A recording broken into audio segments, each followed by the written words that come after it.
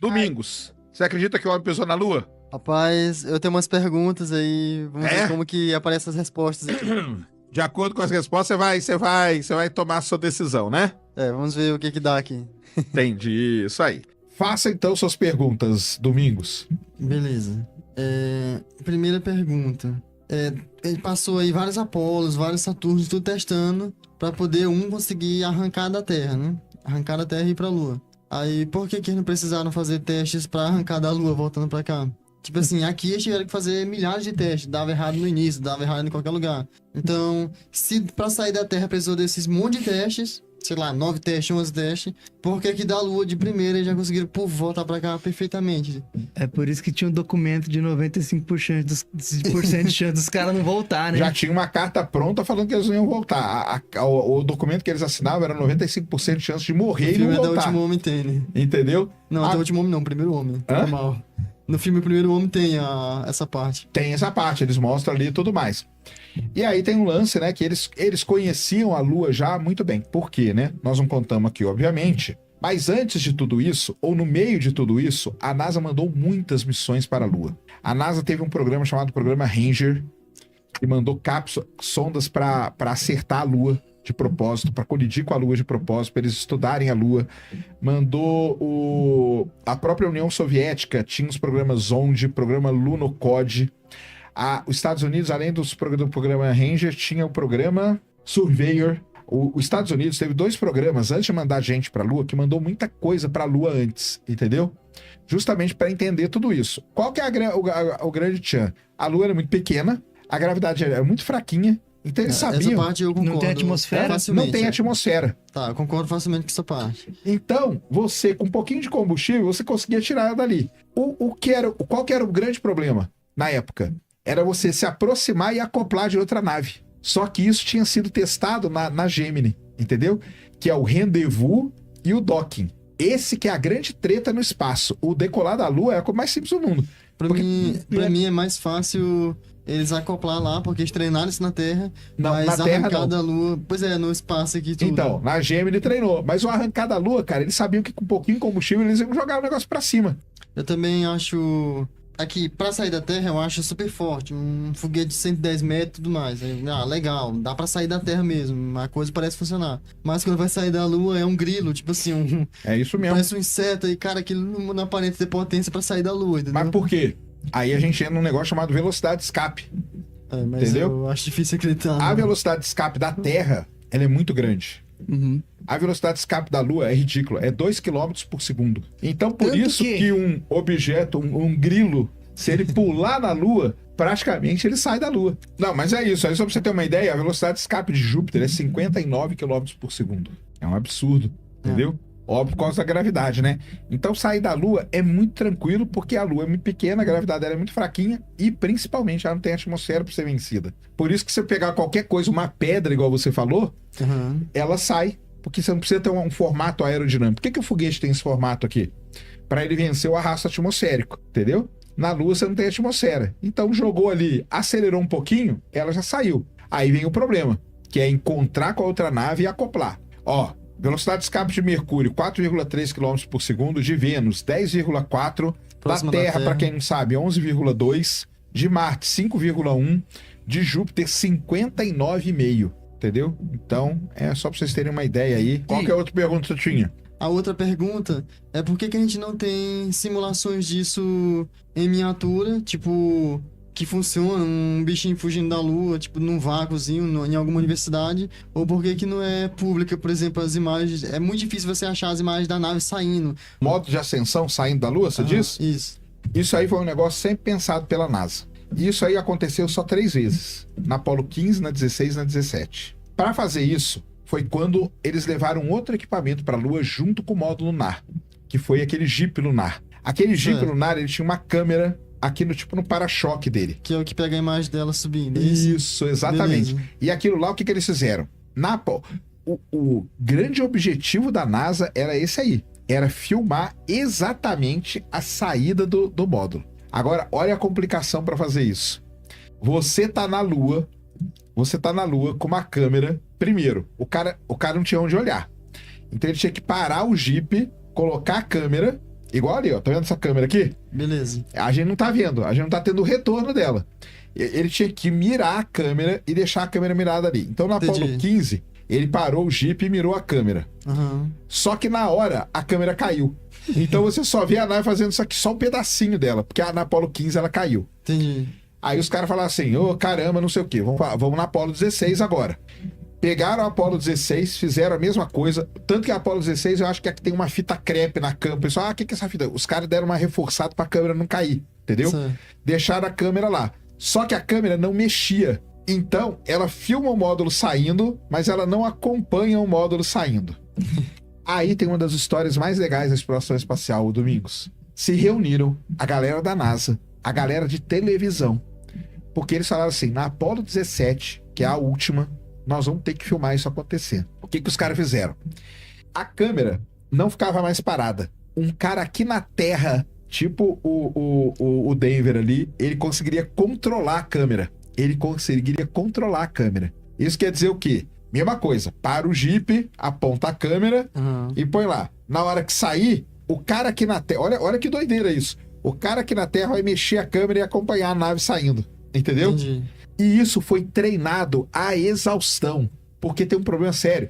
Embora a Lua seja próxima e tal, acaba tendo um delay. Acaba tendo um delayzinho. Esse delay pode te atrapalhar na hora de você controlar a câmera. Certo. Porque um segundinho a mais ou a menos você Tem um perde. bicho correndo, né? Uma Exato. nave correndo. Os caras treinaram isso à exaustão. E eles só tinham uma chance para isso dar certo. Então, porque a Apollo 18 não existiu. Isso, porque depois nós vamos falar das outras Apolos que não existiu. O programa foi cancelado na 17. E aí deu certo. Tanto que a única filmagem completinha que você tem da nave saindo é na Apollo 17. Ó, vou Porque mostrar a aqui câmera o vídeo. vai e ela acompanha direitinho o movimento. Aí ela trava, logicamente, né? Ela tem uma altura que ela trava. Tá Mas no limite isso já, aqui né? foi treinado à exaustão. Esse virou uma obsessão da NASA, entendeu? Filmar a ascensão desse módulo aqui, que é o chamado módulo de ascensão, entendeu? E aí ela foi. Então, olha que demais isso, cara. Isso aqui é a câmera, pessoal, que está no rover lunar, que a gente chama, no Jeep lunar. E aí, te convencemos ou não? Ah, não muito, é porque... Ó, pra mim, é muito fácil... Pô, dá pra acreditar que saiu da Terra, porque mostra os caras treinando, mostra construindo isso aqui, é uma coisa aterrorizante e tudo mais. Deu errado várias vezes. Aí, pelo menos sair da Terra, parece que os caras treinaram. Agora, sair da Lua, tipo, eles nunca treinaram. Aí, como é que os caras vão lá e saem de primeira, de boa, não dá erro nenhum, É numa porque perfeição. tem a questão assim. da simulação, Parece né? final de filme, quando era vai perder, que do nada ganha, entendeu? Então, mas Pra mim parece isso, essa cena voltando na Lua, entendeu? é que tem a questão do cálculo e da simulação. Eles testaram, simularam e calcularam muitas vezes isso. Por exemplo, uma das grandes coisas que até o pessoal fala, como que eles conseguiram pousar na Lua de primeira sem dar problema? É que a gente tá contando aqui, mas existia uma máquina que fazia os caras treinar. Era a máquina mais desesperadora dos astronautas, era usar essa máquina aí. Ela tinha uns motores, ela era jogada para cima, Aham. e aí ela tinha motores. E o astronauta tinha que controlar a máquina. Ela era igualzinha ao módulo lunar, e ele tinha que controlar ela para pousar. Essa máquina aí quase matou o Neil Armstrong, Aham. porque ela começou a dar problema, Teve tal, o os Neil acidentes Armstrong... mesmo assim ele continua, né? Hã? Que teve os acidentes com ele mesmo assim ele continua, Isso, aí ele teve um acidente que ele ejeta Aham. e a nave cai. Aquilo lá era um drama para todo piloto. Todo o cara que ia usar aquela máquina era um drama, porque ela era considerada uma máquina assassina, entendeu? Por quê? Porque é uma máquina que ela era lançada simulando que aquela máquina está na Lua. Então ela simulava, com aquele monte de motor e tal, a gravidade lunar, entendeu? E é ali que os caras faziam aquelas manobras todas que foi depois usada na Lua. Então, eles testaram coisa na Lua? Testaram. Lá num dos centros da NASA, eles tinham como se fosse uma câmera de vácuo que testava, que imitava a gravidade lunar, para eles poderem testar essas coisas. Então, como que eles saíram da Lua sem testar na Lua? Eles não testaram na Lua, mas eles testaram em Terra. Como que eles fizeram isso? Eles usaram essa câmera, simularam ali a gravidade lunar, porque a gente sabia qual que era a gravidade da Lua, e ali eles conseguiram fazer um módulo levantar, e aí, você sabe melhor do que a gente, tem uma regrinha de 3 que você vai conseguir fazer o negócio levantar dali. Então isso acontecia.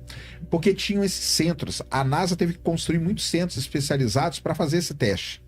Então, era uma nave, era como que a gente chama? Um modelo de nave para você testar a viagem daqui para a Lua, porque também nunca tinha sido feita. Era um modelo de nave dentro de uma câmara de vácuo que simulava a gravidade lunar para você testar essa saída.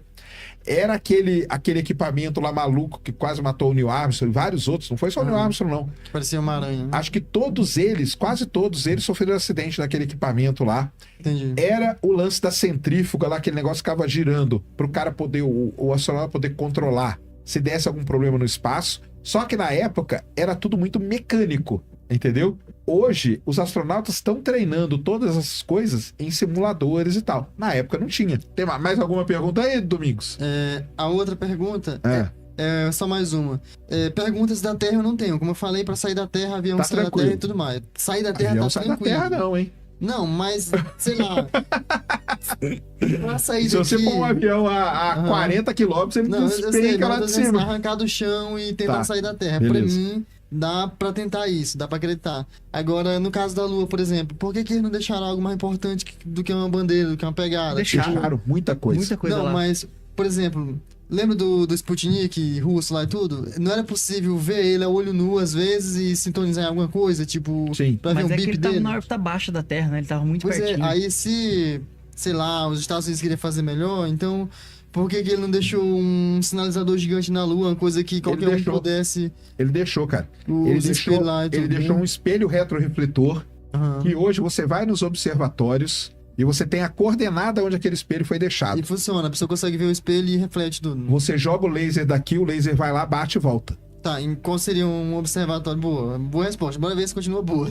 Qual seria um observatório aqui em Brasília, no Brasil que dá pra No ver Brasil a isso? gente não tem um observatório que tem esse laser, cara. Ah, então agora... no Brasil a gente... Não, no Brasil, cara, mal e mal a gente tem um observatório. É, mas tipo, não tem...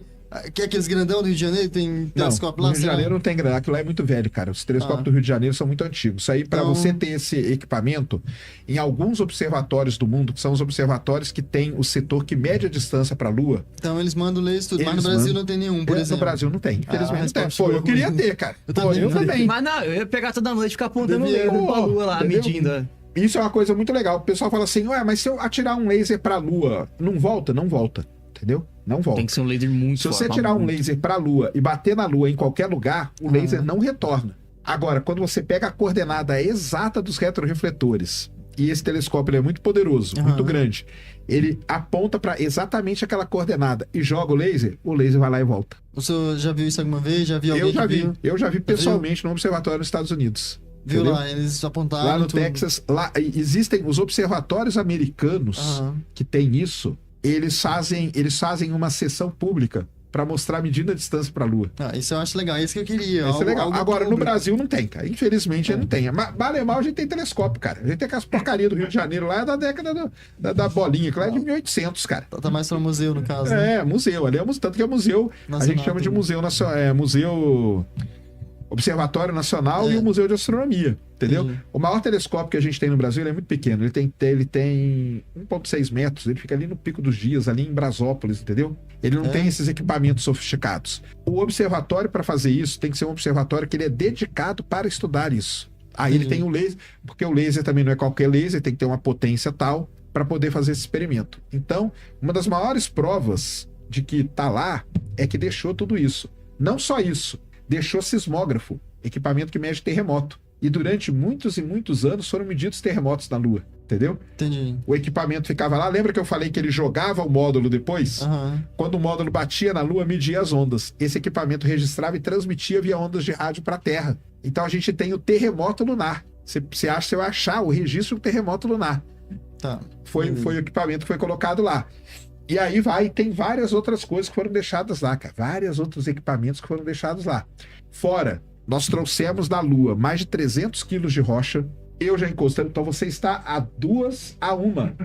Simplesmente um aperto de mão de uma rocha lunar. Na verdade, eu peguei numa... Mas da primeira aquela era vez um que eu fui pra meteorito. Brasília. É, um Mas aquela era um meteorito. meteorito lunar, mas Não é um tudo pedaço bem. da Lua. Era um realmente. pedaço da Lua que entrou aqui. Mas eu peguei numa Foi rocha tirado lá de em lá. Houston, que veio tirado de lá. Entendi, legal. É uma das coisas mais Transportado por difíceis, humano. são pouquíssimos lugares do mundo que você pode tocar em rocha lunar. Entendi. Fica a dica aqui, ó, você que for para Houston, lá tem um museu de geologia, o melhor museu de geologia do mundo fica em Houston, e lá tem uma rocha lunar, que você entra numa salinha, você põe a mão num negócio aqui, e você encosta na rochinha lunar. É legal demais isso. Que foi traga por humanos e tudo, né? Isso, porque 300 quilos, não tem como você trazer 300 quilos numa nave. As naves que trouxeram a amostra da Lua, elas trazem gramas de rocha. Ah, Elas vão com uma colherzinha. Os caras têm rocha desse tamanho. Tem pedaço de pedra lunar mesmo. É pedra, é coisa desse tamanho assim, ó. Entendeu? entendi. É coisa grande. Beleza. Convencido? Não, pra mim eles podiam ter deixado um rádio, uma coisa mais significativa. Mas eles deixaram, cara, o retrorefletor. Pois é, mas eu ainda acho meio fajuto, assim, pra Mas, ó, tem uma coisa, vamos lá. tipo, Tem uma Tipo coisa assim, que é eles uma briga fizeram que é o enorme. seguinte. até A União Soviética, na época, confirmou que os Estados Unidos tinha pousado. Ela meio que falou, perdemos, entendeu? Aham. E quando volta as primeiras amostras lunares, os Estados Unidos deu uma parte das amostras para a União Soviética, para eles estudarem, para os pesquisadores soviéticos estudarem, entendeu? Beleza. Então tá na hora da revelação já? Faz a revelação. Então eu acredito sim que o homem foi na Lua, né? Não acredito. Por mais que eu estivesse fazendo um papel de cético aqui, é porque eu fico com medo de algumas coisas. Tipo, sinceramente eu acho difícil voltar de lá. Sair daqui eu acho fácil. Assim, fácil pra engenheiros e tudo. E também eu acho que deveriam ter deixado mais coisas. Mas eu acredito como foi lá sim, tá? Só Isso pra aí. esclarecer, pessoal, o que a gente fez aqui foi uma brincadeira, tá? No começo da live a gente sentou aqui, eu, o Sérgio e o Domingos. Aí o Domingos falou, cara, tem umas perguntas Galera já pra tá fazer pra xingando vocês. Domingos aqui, cara. Foi combinado, meus amigos. Não, mas é Vocês difícil foram acreditar algumas trollados por Domingos dos Santos Neto. Trollamos vocês, tá vendo só? A gente fez isso aqui de propósito, pra fazer essa brincadeira. Tudo combinado. Eu sabia, não sabia não, Elon Musk. Fizemos legal, viu? Fizemos bem legal. Bom demais. É isso mesmo. Então tá aí, o Domingos acredita, galera. Isso aqui foi uma trollagem com vocês. Aí deu certo, hein? E deu certo. Vou pegar aqui, ó, um superchat aqui, ó. O Anderson Jesus mandou aqui um negócio muito legal. Queria ver vocês dois argumentando sobre a existência de Deus. Não só uma resposta curta da opinião de ambos. E aí, Domingos, argumente aí sobre a existência de Deus. Sobre a existência de Deus? Eu tô do seu lado, tá? Só pra constar. Legal, beleza. Nós dois contra este ateuzinho aí. Domingos Henrique versus Sérgio Sacani, né? Vai lá. Certo. Bem, o pessoal geralmente vê coisas como esse foguete aqui, o Saturno, ida do homem à Lua, um celular que fala com outra pessoa do outro lado do mundo, ou a matemática, ou sei lá, eu ter que calcular a distância dessa garrafa aqui. Vê a ciência como o contrário da religião, né? A ciência dá pra pegar, dá pra medir. E a religião, por exemplo, você não consegue andar em cima da água igual Jesus Cristo andou. Então, dificilmente a pessoa vai fazer isso hoje. Não sei de nenhum caso. Ou então vai curar, sei lá, visivelmente a pessoa muito doente, assim, e passar no jornal e os cientistas vão lá fazer o teste e vai dar certo.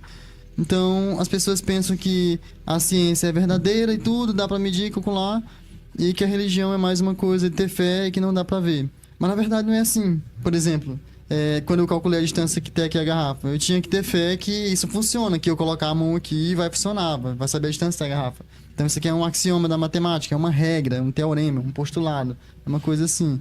Então eu tenho que ter fé em pedacinhos pequenos para conseguir fazer uma coisa grandona, calcular a distância. Ou então fazer esse foguete aí, eles tiveram que fazer vários testes e acreditar que o cara é que conseguir controlar lá, ou acreditar que na hora que explodir o bicho ia separar, igual mostrou no vídeo. Então, eles podiam controlar muitas coisas, mas em certas partes eles têm que acreditar que vai dar certo. Então que na hora que folgar lá, o foguete vai sair. Então, na ciência, você tem que ter também fé em pedacinhos pequenos. Então essa é a única diferença da ciência pra religião pra mim, né? Tipo, a fé em Deus, em Jesus Cristo, pra mim não tem problema algum. Acredito em Deus, acredito em Jesus Cristo. E, isso é contra a ciência? São inimigas? Não. Por exemplo, você acreditar que Jesus Cristo andou em cima das águas, é só você ter muita fé. Diferente da matemática, você precisa só ter fé no seguinte: acredite no ponto, acredite que uma reta é feita de pontos. Aí a partir disso você faz triângulo, faz o que precisar. Assim como na física, acredite que a energia é um elétron. Aí você consegue fazer esse microfone, o pessoal consegue me ouvir lá em Açailândia. Desde que acreditar que o elétron é uma bolinha que vai daqui pra lá, mais ou menos isso, ou uma onda. Aí o resto é você fingir que controla a coisa, calcular mais ou menos onde o elétron vai aparecer, quantos vão aparecer. Então você tá acreditando em coisinhas pequenas, então...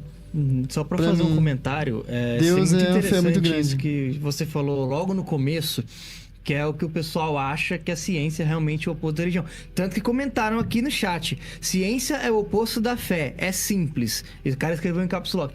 A galera tem que entender que não é o oposto. Os grandes nomes, os grandes pais da ciência, Exatamente, lá tempo eram atrás, profundamente todos religiosos. eram religiosos. Hoje não são mais. Todos não, né? Mas a maioria deles eram religiosos ferrenhos. E mesmo assim eles foram lá e descobriram coisas da ciência, da matemática, da física, no começo, de fato, alguns negaram isso, né? Como a questão da Terra não ser o centro do universo e etc. E realmente algumas religiões, algumas igrejas, tipo, principalmente a católica, perseguiu essas pessoas que disseram isso. Mas aí era uma coisa de homem contra homem. A existência ou não de um deus ou de alguma coisa superior independe disso. Então... algo muito bonito é que na missão aí no Apolo eles leram um texto da Bíblia lá, né? Então... nós vamos falar já disso, na Apolo 8. Bem, vou dar meus 20 centavos. Primeiro que eu não acho que ciência e religião são uma inimiga da outra, como eu falo sempre pra vocês, o meu orientador, ele é monge budista. E é um dos maiores cientistas da área dele. Então religioso. Pra mim, ele é super... Não é que ele é monge. Certo, bem religioso. Budista, é muito religioso. Então, pra mim, uma coisa tem nada a ver com a outra. Uma coisa que eu não concordo com o que o Domingos falou é o seguinte: eu não preciso acreditar que eu fazer um foguete vai dar certo. E, aliás, pra mim, é aí que está o grande tchan da ciência. A gente vai lá e testa. Mesmo não acreditando ou não. Se der certo, beleza, pegamos aquilo ali e montamos toda uma teoria sobre aquilo ter dado certo. Se não deu certo, a gente volta e revisa tudo e vai até uma hora que der certo. Se nunca der certo, a gente fica nisso aí. O que eu discordo é isso. Para mim, não precisa acreditar que isso aqui vai funcionar. Igual você falou assim, não, eu tenho que acreditar que a distância vai ser... eu vou colocar aqui. Não precisa. Entendi. Se você fizer e não der certo, tem alguma coisa errada com a hipótese que você bolou. Aí você vai lá e reformula a hipótese. Entendeu? Às vezes não é a distância tem que ser igual. Às vezes tem que ser um pouquinho maior. Vamos ver se agora dá. Ah, não deu. Agora vamos fazer um pouquinho menor.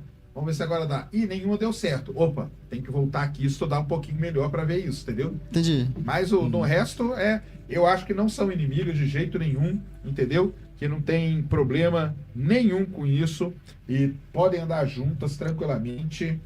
Até o Butch, né, cara? O Butch é super religioso, né?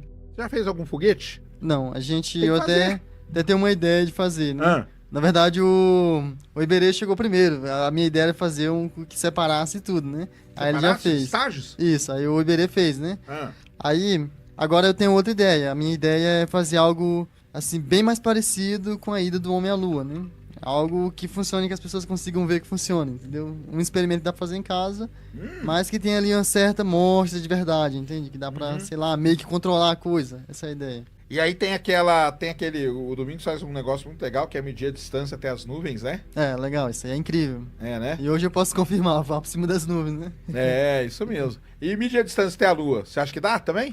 Dá sim, dá pra medir com a unha do dedinho, tipo, se a pessoa quiser fazer isso. Explica aí. Ela tá na metade agora, né? Dá até pra tentar fazer isso agora. Então você pega o seu dedinho e estica assim, ó, pra Lua. Aí essa unha vai ser um pouquinho maior que a Lua. Aí se você ver quantas unhas cabe até seu olho aqui, cabe umas 100 luas, umas 80 luas. Então, isso funciona. É tipo assim, ó. Eu vou medir a distância dessa garrafa aqui agora. Coloquei a garrafa aqui. Aí eu vejo quantas garrafas cabe até aqui, ó. Aí eu vou colocar minha mão aqui até ela ficar do tamanho da garrafa. Ó, aqui a garrafa tá maior que ela. Aqui tá do tamanho dela. Aí eu vou ver quantas mãos cabe, ó. 1, 2 e um pouco. Então aqui, se eu deitar essa garrafa, vai caber 2 delas e um pouco. Bora ver, ó. 1, 2... e um pouco, tá vendo? Tá vendo? Então, dá pra calcular a distância da Lua assim. Aí já sabe que cabe 100 luas até lá, usando o dedo midinho ou qualquer outra coisa que você tampe a Lua assim e veja quantos cabe até seu olho. Aí basta ter o tamanho da Lua, que é a sombra do eclipse, né? Você consegue a boa estimativa. A gente mediu no canal usando Nova Friburgo, Rio de Janeiro, e lá a Ceilândia, porque eu filmei Saturno sendo ocultado pela Lua e outra pessoa filmou lá de Nova Friburgo. Aí dava pra ver em locais diferentes. A gente causou uma paralaxe do tamanho da Lua, mais ou menos, né? Legal. 3.000 quilômetros. Aí deu pra medir o tamanho da Lua. E aí você mede a distância. Aí sabe a distância, que é 384 mil. 300 mil, mais ou menos. Isso aí. Então por isso que não faz sentido nenhum, meus amigos. Aquilo lá que a galera fala que a Lua tá a 5.000 quilômetros. Facilmente você vai na rua agora e você faz essa medida. Entendeu? Facilmente. com matemática básica, né, Domingos? Matemática básica. Matemática Só que básica. eles também têm um bom argumento, o pessoal que fala de 5 mil, que eles dizem que tá mais baixo que as nuvens porque a lua fica brilhando, né? Ah, Só que aí dá pra você quebrar esse argumento com o lençol. Você coloca o flash do celular sem entrar no lençol e parece que ele tá fora, né? Tipo um lençol fininho. isso aí. Mas calculando dá pra ver o tamanho verdadeiro. Não tá 5 mil, não. Calculando, com matemática simples você consegue. Tá vendo só? Matemática. E aí, por isso que a Lua tá a 384 mil quilômetros na época, por isso que você precisava de um foguete Que tipo andar isso Saturno tudo. 5, com um monte de estágio, né, que foi a ideia do Wernher Von Braun, para poder fazer isso chegar lá da maneira que chegou. Beleza? Como que em 1970 eles tinham tecnologia para controlar a nave, sendo que os microcontroladores só foram inventados em 1993. Eles tinham calculadora, cara. Tudo era feito. O computador Boa e da velha Apollo matemática. é um computador muito famoso, chamado AGC, né? Apollo Guidance Control, né? Não é isso? É um computador muito famoso da Apollo. É um computador que nada mais é do que uma calculadora, cara. Porque é o seguinte, meu amigo. A tecnologia naquela época, foda-se, entendeu? Os caras estavam nem aí pra isso, cara. Os caras queriam chegar na Lua primeiro que o outro. A Custasse motivação o que supera. custasse, cara. Tá bom, Vambora meter vambora. gente aí dentro, eu não quero nem saber o que vai acontecer. Você acha que uns caras desses estavam preocupados? Ah, porque o computador que não sei o que, não sei o que. Os caras estavam nem aí pra isso, cara. Mete esses loucos aí dentro, cara, e vamos pôr esses caras pra cima, entendeu? Quero saber do domingo o seguinte, como vai chamar seu foguete, cara? O meu foguete, geralmente não. Eu não dou nome pra essas coisas. Tipo, o telescópio vai ser tem que ter telescópio nome, caseiro. cara. Tem que batizar. Ah, o Foguete foguete que não tem nome não voa. Já Vamos fazer vai o sem nome que voa, então. Esse é o desafio. sem nome. Tá aí, ó, belo nome pra ele. Sem O sem nome. nome que voa. É que o objetivo dele é.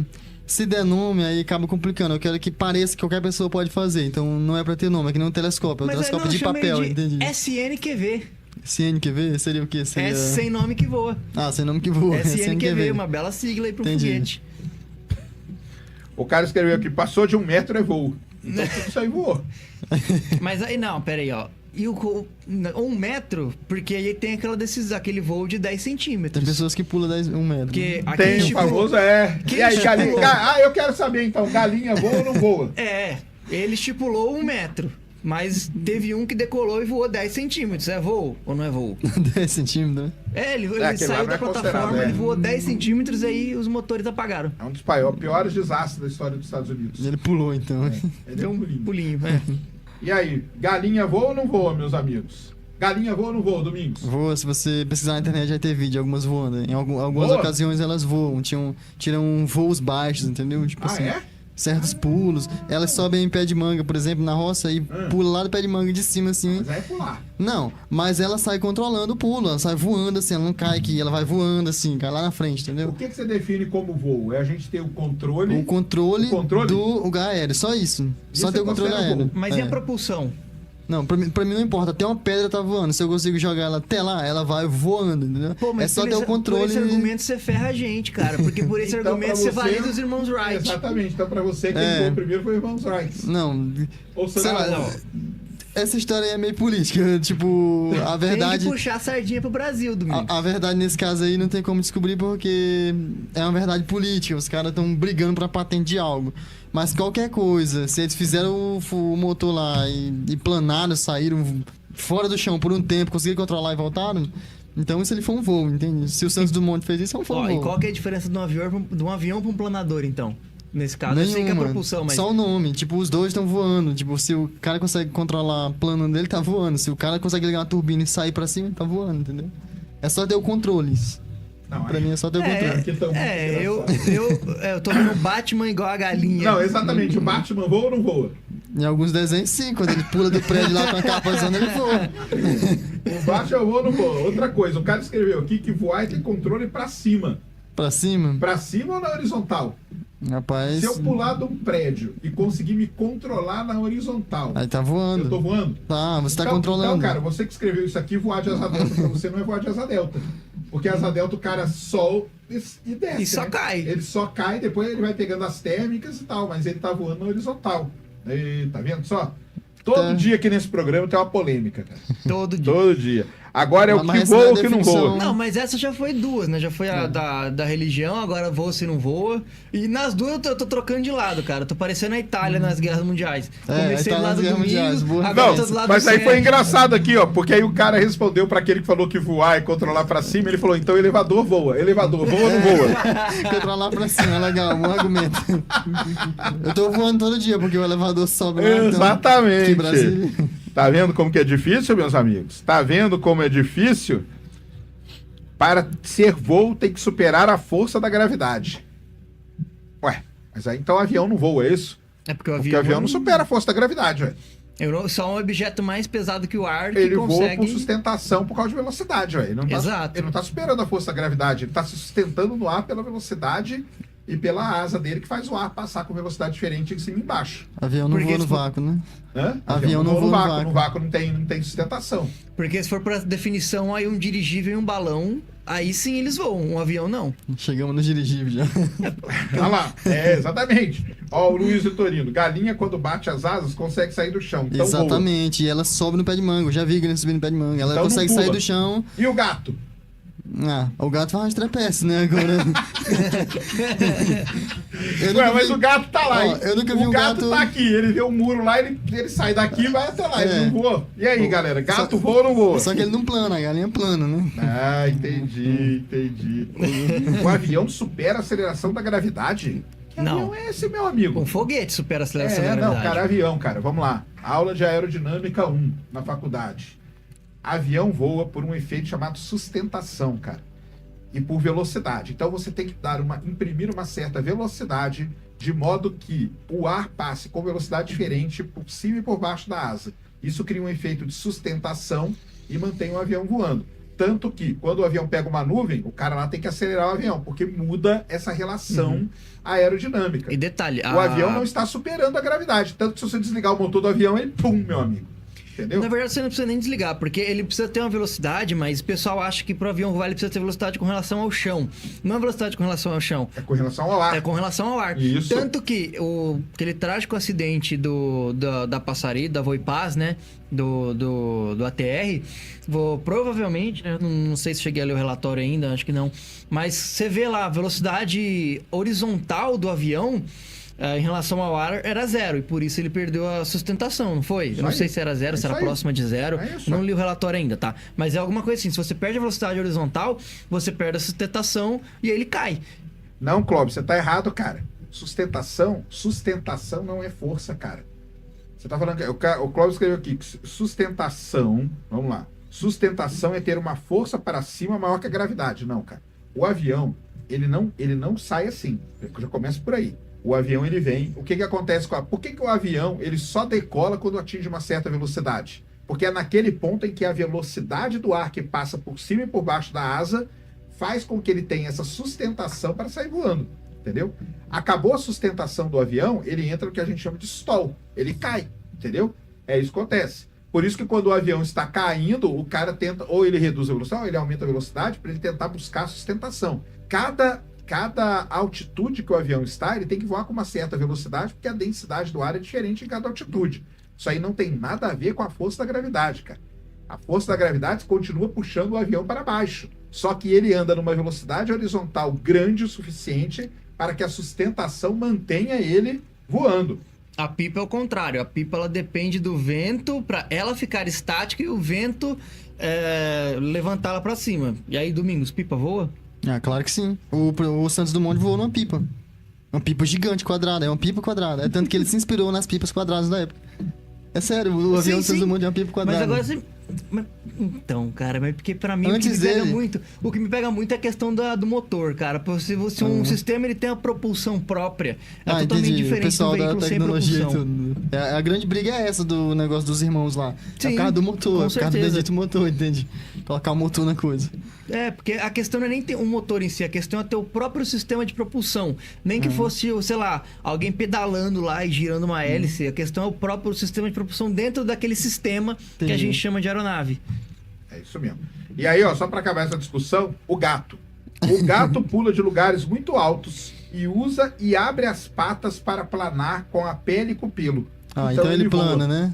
Então, gato beleza. voa, meu amigo. Nunca vi um Chegamos a- planando, mas vou ficar mais atento agora. Ai, ai. Vamos falar um pouquinho da lista dos astronautas, que é quem ia dentro de tudo isso aí, né? Não adianta ter o foguete, não adianta ter a cápsula, não vai colocar ninguém ali dentro. Muito bem. Lembram lá do Projeto Mercury, que teve um cara que não voou no Projeto Mercury, deu um problema no coração dele? É o famoso Dex Layton. O Dex Layton virou o diretor de operações da tripulação de voo da NASA. Como eu falei aquele dia aqui no programa da Gemini, né? Ele virou um dos caras mais importantes dentro da NASA, mesmo tendo voado, e virou começou toda uma coisa política ali para saber quem que ia em qual missão, tá? O Slayton foi responsável por fazer todas as atribuições de tripulação da Gemini e da Apollo. Olha o que aconteceu com esse cara. Isso que ele tinha problema no coração, hein? Ele não podia voar, mas ele ficou com um trabalho muito mais difícil que voar, eu acho. Que era mexer com a treta desses caras. 32 astronautas foram designados para voar no programa Apollo. 24 deles deixaram a órbita da Terra e voaram ao redor da Lua entre 68 e 72. E metade dos 24, 12 seres humanos, caminharam na Lua. E eu tenho o prazer de conhecer um deles. Eu conheci o Charlie Duke da Apollo 16. E ele até gravou um vídeo para mim. Tá lá no meu Twitter. Se entrar no meu Twitter, a primeira coisa do meu perfil do Twitter é um vídeo que o Charlie Duke gravou para mim. Especificamente. Conheci um cara que pisou na Lua. Já vi, dos poucos que está vivo. Um dos poucos que está vivo. E o Buzz Aldrin, eu já vi 2 palestras do Buzz. Nunca conheci ele, nunca apertei a mão dele, não. Mas já estive na mesma sala que o grande Buzz Aldrin, tá? Então, peraí, eu e Domingo, estamos apenas a nós 2 não- apertos de mãos Isso, do cara que pisou na Lua. 2 apertos de mão de Charlie Duke. Isso Que mesmo. isso, cara, a gente tá importante, hein? Tá, vendo é importante. A Wendy gosta de fazer isso, descobrir as pessoas que já tive contato. Né? Eu tô a 2 apertos de mão da rainha da Inglaterra também, sabia? É? Aham. Cara, Meu tio legal. apertou a mão dela quando ele ganhou um campeonato de polo e ela entregou o troféu na mão dele. Aí eu tô a 2 apertos de mão da rainha e depois da rainha, cara, a gente vai pra qualquer pessoa do Tá mundo. vendo só? Fica fácil o caminho. Aí é o famoso 6 graus de separação, né? Não falam isso? Conhece a teoria? Não, com isso não. É legal Você pra está caramba. a 6 graus de separação de qualquer pessoa do planeta. É? É. Ó, imagina Fiquei qualquer pessoa. interessado agora. Imagina, Procura vamos lá. isso aí é legal pra você falar, porque tem tudo a ver com matemática. 6 graus de comparação, né? Imagina, pensa em qualquer pessoa do mundo. Pensa em alguém. Tá, beleza. Fala aí, quem você pensou? Sei lá, o Albert Einstein. Quem? O Albert Einstein. Albert Einstein. Ok. Você apertou a minha mão, Certo. que apertei a mão do meu tio, que apertou a mão da rainha da Inglaterra. A gente e a chegou gente Eu tô apertou lá. a lá. mão do Albert Einstein. Pronto, você tá a 4. 4 graus de separação do Einstein. Aí com 6 graus achei qualquer pessoa essa ideia. Aham, qualquer pessoa. Sério isso? É o que dizem. Rapaz. Fica aí, ó. Vou jogar pra você estudar isso aí. É, dá pra ver. Faz um vídeo disso aí, vai ser legal pra caramba. Prova que os 6 graus de separação é verdade. Entendeu? É, bora ver. Ó, você tá a poucos graus de separação do presidente dos Estados Unidos. De alguns, do Richard Nixon, por exemplo. Porque eu apertei a mão do Charlie Duke, entendi. você apertou Legal, minha faz mão, sentido. o Charlie Duke apertou a mão do presidente dos Estados Unidos na época. Beleza, tá. Tá Entendeu? me convencendo um pouco. Então são 6 graus. Tem até um filme, não é, galera? Não tem um filme que fala isso? Acho que tem até um filme. Ah, o mendigo. Eu tô a 2 graus de separação do mendigo, porque eu apertei a mão do Igor e o Igor apertou a mão do mendigo. Vocês estão a 3 graus de separação do mendigo. Entendi. Vocês apertaram a minha mão, entendeu? Então tem uma brincadeira que a gente faz que é isso. Você tá a 6 graus de separação de qualquer pessoa do planeta. Entendeu? Entendi. Procure isso aí, tem a ver com matemática. E é um negócio muito legal. Aí você até fala pra gente se é verdade ou não. Eu tô pensando em comunidades isoladas aqui, bora ver. É? Tô pensando em comunidades isoladas, tipo. Não, mas aí, elas? por exemplo, aqueles caras que moram naquela ilha lá que atacam todo mundo chega, aí também não dá. Aí é aquela exceçãozinha da regra, né? Certo. Mas- Bora Mas ver, mesmo bora. assim você consegue. Porque alguém chegou lá, vai conhecer alguém que você conhece alguém que você conhece, entendeu? No final dos contos vai dar 6 graus. Rapaz. É, a não ser que ninguém nunca apertou a mão deles. É. Aí isso aí não tem como, Mas aí é o zero, né? O zero não existe. entendeu? Tá, beleza. A não ser que você pega uma comunidade que ninguém nunca apertou a mão, aí beleza. Pô, Porque, vou analisar e dar uma resposta. porque pensando. analisa isso aí, 6 graus de separação. 6 graus de separação. Ó, o Black, tem um amigo nosso aqui, desculpa aí as crianças na sala, que o nome dele é o Black Rolaço, tá? Grande Black Rolaço, tamo junto, cara. Ele falou aqui que tem um... É um que ele falou? Que é um livro? Não, é um Instagram. vídeo. É um Instagram que faz todas essas relações aí. Ah, a Wendy conhece. A Wendy faz não sei se ela conhece esse, mas ela faz muito isso de descobrir pessoas que eu já toquei, não sei o que mais. Aí, ó. Aí, ó. Tá vendo? Cara, você tá, ó, vamos lá. Você tá, quer ver? Ó, sabe o Lula? Certo. Lula, presidente do Beleza. Brasil. Tá, legal. O vice-presidente do Brasil, Geraldo Alckmin, foi padrinho da minha turma de formatura. Eu apertei a mão do Alckmin, o Alckmin apertou a mão do Lula, você apertou a minha mão. Você tá a 3 graus de separação do Certo, Lula. chegou lá também. Tá vendo? Entendi, parece funcionar, assim, inicialmente parece funcionar, né? A gente Não, chegou em eu tô- você no Einstein com 4 pessoas. Eu tô falando pra você, cara. Entendeu? Você está 4 apertos de mão de Albert Einstein, Não, cara. parece funcionar. Resta saber se eu sou um caso muito favorável, mas parece funcionar, assim. É? Parece funcionar demais. Mas é isso, estamos a poucos graus de separação de vários astronautas que pisaram na Lua. Porque eu legal. apertei a mão do Charlie Duke, então Isso é legal. Aí já- a partir daí, qualquer um desses. Então, obviamente que os Estados Unidos aproveitou na época os astronautas do Projeto Mercury, os astronautas do Projeto Gemini, e ainda selecionou alguns astronautas. Um deles, um dos mais importantes, um cara que eu gosto muito, obviamente, porque ele é da minha área, Harrison Schmitt, que é o único, até hoje, cientista a ter pisado na Lua. Ele é geólogo, ele está vivo. Não só está vivo, como ele é presidente da empresa Interlune. A empresa Interlune é uma das empresas que ganhou aí cerca de 30 milhões de dólares para explorar L3 na Lua. O Harrison Schmitt e o ex-presidente da Blue Origin, que é outra, eu acabei de apertar a mão do Harrison Schmitt lá no congresso que eu tava, porque ele tava lá com a empresa dele. Aí você chegou em todo mundo também. né? Então, você tem 2 graus de separação de alguém que pisou na Lua, dois caras que pisaram na Lua. Rapaz, o negócio tá ficando bom. Tá vendo só, Domingos? Legal. Está a 6 graus de separação da Lua. Muito menos graus de separação da Lua. Então, o Harrison Schmitt é um dos caras muito, muito interessante, porque ele é geólogo e ele foi o único até hoje cientista a ter pisado na Lua. Tá? 3 deles morreram dentro do programa Apollo. Embora na história da exploração espacial a gente nunca teve uma morte no espaço, já teve vários astronautas que morreram, infelizmente, em atividades. Teve os russos lá, daquela Soyuz lá, que os caras, né, desintegraram, virou aquela coisa toda. E o Gus Grissom, o Ed White e o Roger Chaffee, que infelizmente morreram dentro da Apollo 1 por uma série de problemas lá, principalmente pelo ambiente estar com muito oxigênio. E aí o que aconteceu? Deu um curto-circuito e o oxigênio é altamente inflamável, começou a pegar fogo dentro da cabine. A escotilha tinha um problema, a escotilha só abria por fora, os caras não abriram, a escotilha deu uma travada e tal. O que aconteceu? Eles morreram incinerados. Essa escotilha, tem uma história muito legal dessa escotilha. Durante muitos e muitos anos, durante décadas, essa escotilha ficou guardada num canto lá nos Estados Unidos, jogada lá. Por quê? Porque a família desses astronautas, ela não queria nem saber dessa escotilha, porque remetia à tristeza da perda deles e tudo mais. Depois de muitos anos, conseguiram convencer a família, eles assinaram uma série de documentos, e hoje, se você for no Kennedy Space Center, a porta original da Apollo 1 está lá exposta. Então você vê lá, tá lá a escotilha exposta. Isso aí eu lembro até hoje, quando fizeram toda a Cerimônia, né? Isso, toda a cerimônia para levar a escotilha para lá, foi uma emoção com a família e tudo. Então, infelizmente, esses 3 aí morreram. O Gus, para quem não sabe, era muitíssimo amigo do Neil Armstrong. Então, o Neil Armstrong ele era muito amigo do Gus Grissom, eles vinham desde lá de trás, eles eram pilotos de teste junto e tudo mais. Assistam o filme. Aliás, aqui tem vários filmes pra você assistir, né? É o Vários filmes pra primeiro assistir. homem, né? Aliás, tem outra coisa, cara. Você apertou a mão do Vitor Espanha.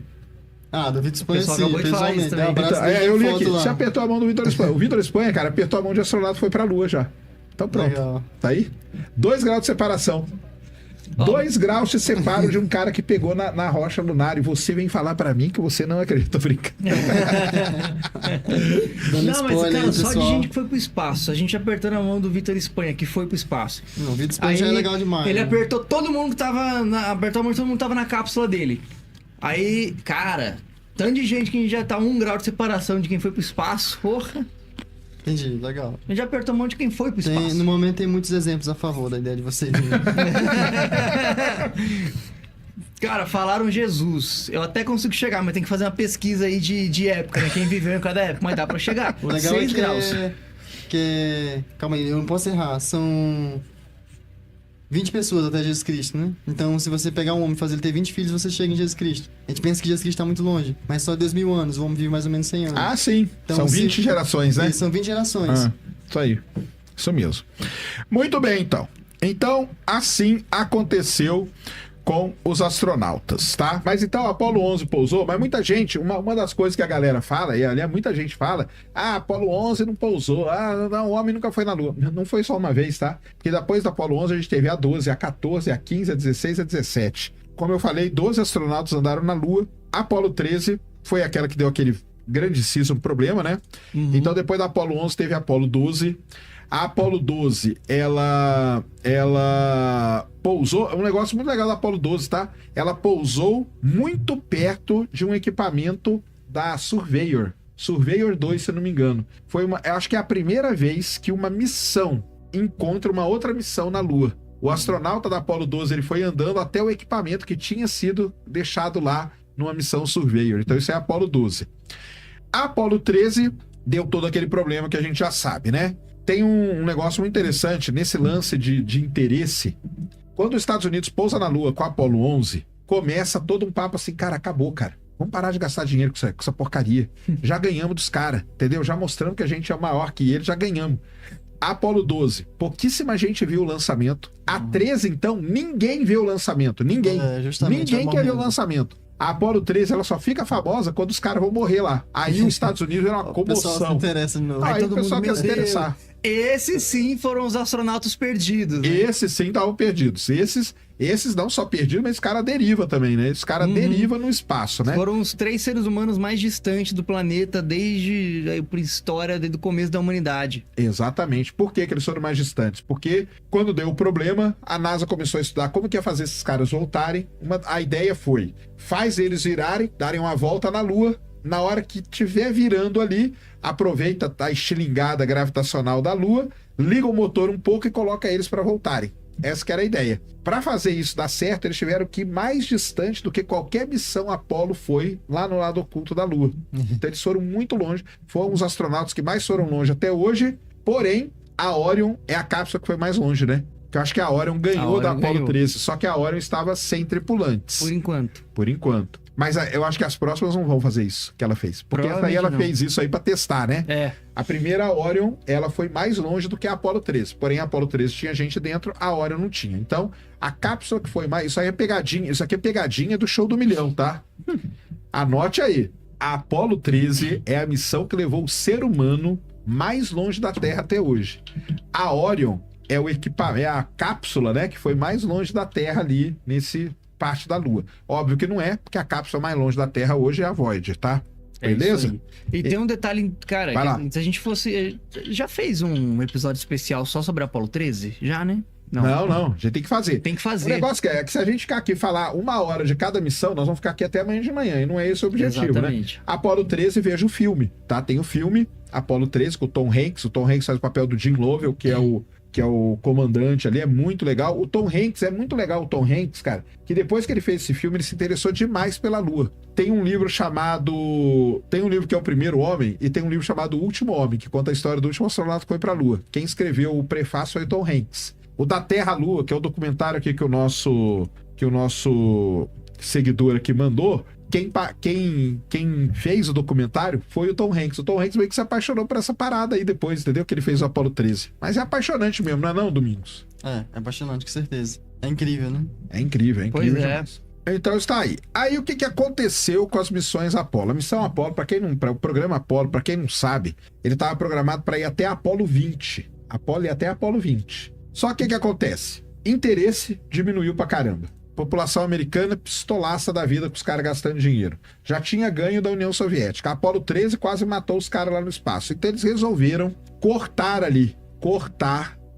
o programa Apolo. Então Apolo 18, 19 e 20 não existiram. Se você for no Space Adventure, lá em Canela, lá tem uma perna, isso é legal de você ir lá visitar, cara. Uma perna? Tem uma perna original do programa Apolo, da Apolo 18. A legal. única vez que ela saiu dos Estados Unidos e foi desembalada foi para essa exposição lá em Canela do Space Adventure, da NASA. É muito legal. Então você vê um equipamento que era para ter ido para a Lua, mas nunca foi, porque a missão foi cancelada. Quando acabam com o programa Apollo, a NASA tem que decidir qual caminho seguir. A NASA tinha um cara, todo mundo concorda que o Wernher von Braun foi muito importante para a NASA. Concorda, né? Todo mundo concorda nisso, né? Independente do que ele era, do que ele não era, o Wernher von Braun, foi um cara importante. O Wernher von Braun, nos Estados Unidos, ele ficou muito amigo de um cara muito legal chamado Walt Disney. Sabe qual era o sonho do Walt Disney, Domingos? Não. Ir para Marte. Sério? O sonho do Walt Disney era ir para Marte. E o Wernher von Braun queria ir para Marte naquela época. Ele se juntou ao Walt Disney para fazer uma missão para ir para Marte. Porque acabou o programa Apollo. Certo. A NASA tem que tomar uma decisão. O que nós vamos fazer agora? Ela tinha duas opções. Ou seguir a linha do Wernher von Braun com o Walt Disney e ir para Marte, ou seguir a linha da Força Aérea Americana. A Força Aérea Americana começou a interferir no programa espacial americano. Obviamente, eles viram que o espaço era um negócio muito importante, que eles podiam pôr satélites grandes no espaço, armamentos no espaço e tudo mais, e criaram o programa dos ônibus espaciais. Essa historinha aqui nós já contamos lá no programa do ônibus espacial. Só que agora nós estamos contando que ela veio do final disso aqui. Como o Wernher von Braun, e aí é uma coisa, vamos ver a opinião de você, mais polêmica agora, hein? Oppenheimer foi um cara importante para os Estados Unidos? O cara que fez a bomba atômica? Se foi importante? Com certeza. Super importante. O que os Estados Unidos fez com ele depois? Tirou aquela credencial dele de acesso e tratou ele como um traidor. Teve julgamento tudo lá, né? Tudo, exatamente. Fizeram a mesma coisa com Alan Turing na Inglaterra. Fizeram a mesma coisa com Alan Turing na Inglaterra e fizeram a mesma coisa com o Wernher von Braun. O Wernher von Braun foi o pai do programa Apollo, o cara que fez os Estados Unidos pisar na Lua. Quando acaba isso, o lobby da Força Aérea Americana é tão grande em cima da NASA que faz os caras esquecerem do Wernher von Braun. E isso, o Wernher von Braun, logo depois disso aí, da decisão, ele morre. Ele morre. Muita gente fala que o Wernher von Braun morreu de desgosto e se sentindo super traído pelo governo americano de não ter seguido a linha dele. E aí? Dá razão pro Wernher von Braun? É realmente triste a história. Hã? É realmente triste a história, né? Não é? É triste demais, cara. Diga aí, chat. O que vocês acham? O Wernher von Braun morre no dia 16 de junho de 77, tá? Ele teve um câncer e tudo mais, né? E ele foi esse cara aí que o pessoal falou, né? O pessoal fala que ele teve tudo isso por desgosto, né? Então, lembrando que o plano do Wernher von Braun, se você procurar na internet, você vai encontrar várias coisas em revista, tá? Revista da época. Do Wernher von Braun. Aliás, tem uma nave aqui, é muito legal, tá? Chamada na revista... Como chama essa revista aqui? Que era o chamado Projeto Marte, tá? O livro do Wernher, aqui, ó, quer ver só? Caramba, cadê aqui, ó? Eu vou colocar... Escreve aí, cara. Project Mars, Wernher von Braun. E pega a capa do livro e coloca pra galera e vocês vão me dizer que nave a capa do livro lembra. Isso é o Wernher von Braun escreveu esse livro. Joga aí na tela pra galera. Pera aí. Cara, que isso, cara? É impressionante, cara. Impressionante. O Wernher von Braun, cara, ele era um cara muito visionário. Joga aí na tela, mostra aí pro Domingos aí, ó. Tá aí, ó.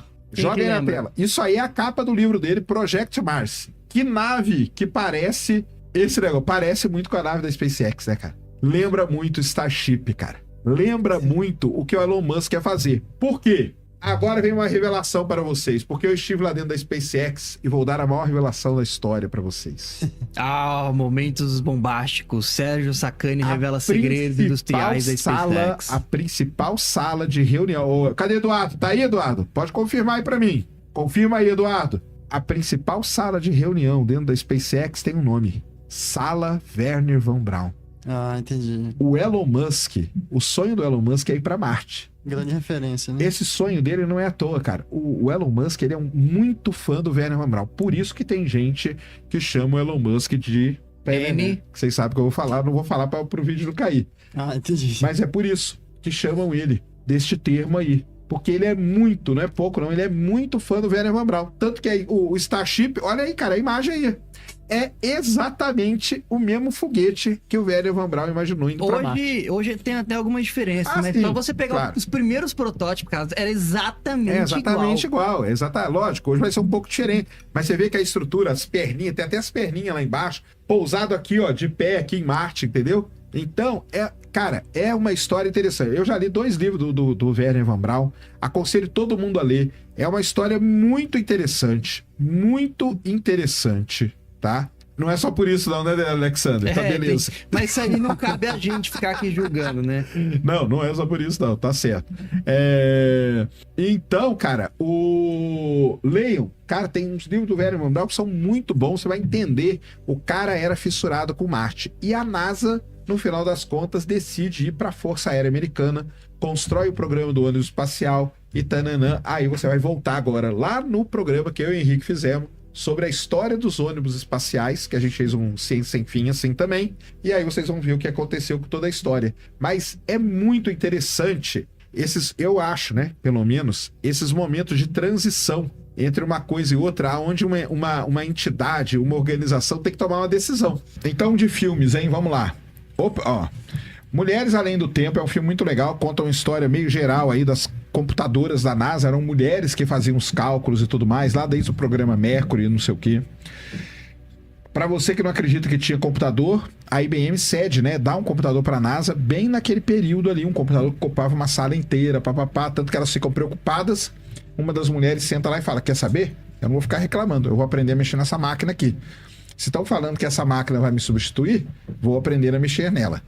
Mulheres Além do Tempo, O Primeiro Homem, Apolo 13, Os Eleitos, tudo filme que retratam tudo isso que a gente está falando ao longo desses programas aqui. Fora alguns documentários, como o nosso amigo meu falou, da Terra à Lua, entre outros, tá? Então assistam lá, que muitos deles contam todas essas histórias aqui. Mas, obviamente, não podemos deixar de falar para vocês assistirem For All Mankind.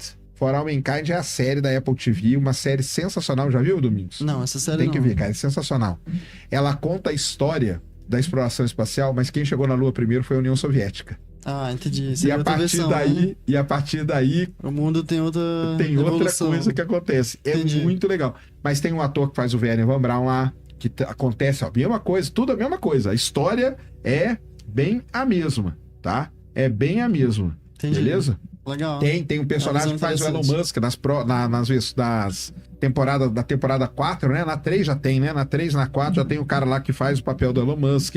Então, é muito legal. É isso aí. Mais alguma coisa? Como que chama? For All Mankind. Por toda a humanidade. E aí entra um filmaço pra você assistir, que é o Apolo 18. Já viu o Apolo 18? Não, filme não. Apolo 18 é um filme de terror, tá? Mas... De terror, hein? É de terror. Que eles contam como que seria uma missão. Eles tinham ido uma missão anterior, descoberto o negócio da Lua lá e mandam o Apolo 18 pra investir. Aí começa o filme, Ah, entendi. Vale a pena. Leiam não, vejam o filme.